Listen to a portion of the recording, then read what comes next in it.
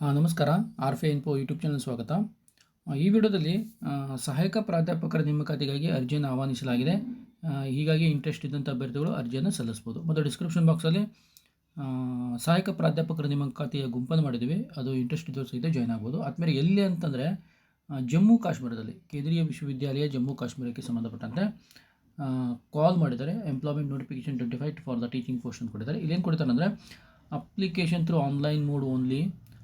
Invited for the teaching post of professor, associated professor, assistant professor in various department and central university from the eligible candidate processing prescribed qualification by paying online non-refundable fund of 100 ರೂಪಾಯಿ ತುಂಬಬೇಕಂತೆ.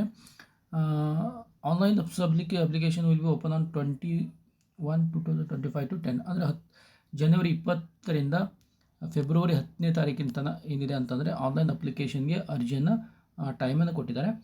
Interest ಇರುವಂಥ candidate ಏನು ಮಾಡಬೇಕು ಅಂತಂದರೆ ನೀವು ಈ ಒಂದು ವೆಬ್ಸೈಟಿಗೆ ಹೋಗಿ www.cujammu.ac.in ಅನ್ನೋದು ವೆಬ್ಸೈಟಿಗೆ ಹೋಗಿ ಎಲ್ಲ ಡೀಟೇಲನ್ನು ನೋಡ್ಕೊಳ್ಳಿ.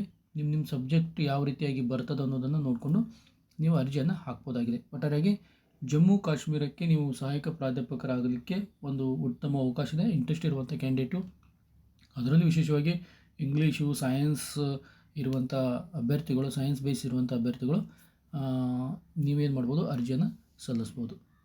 Okay, thank you.